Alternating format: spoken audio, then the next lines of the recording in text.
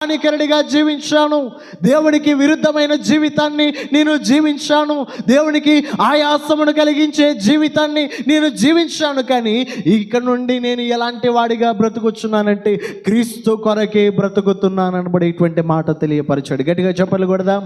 బోలో యేసు మహారాజుకు దేవునికి మహిమ కలుగును గాక.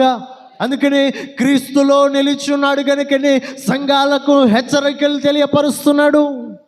క్రీస్తులో నిలిచున్నాడు కనుకనే ప్రతి ఒక్కరూ నన్ను పోలి నడుచుకోనండి అని తెలియపరుస్తున్నాడు.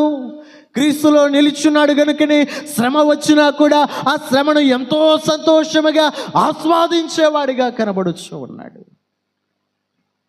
దేవుని యొక్క సన్నిధిలో కూర్చొని దేవుని యొక్క వాక్యాన్ని వింటున్నటువంటి వారలారా, మనము కూడా నేర్చుకోవలసింది ఏంటంటే క్రీస్తులో దృఢముగా నిలిచిన వారముగా మనం ఉండాలి. ఎవరిలో నిలవాలి?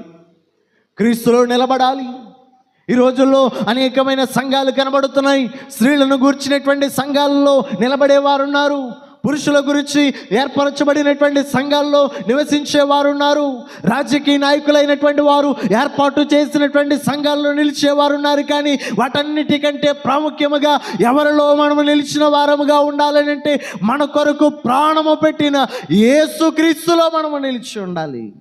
యేసుక్రీస్తులో మనము నిలిచి ఉండాలి. అందుకని ప్రభువారు తెలియపరుస్తున్నాడు, మీరు నాలో నిలిచి ఉండాలి.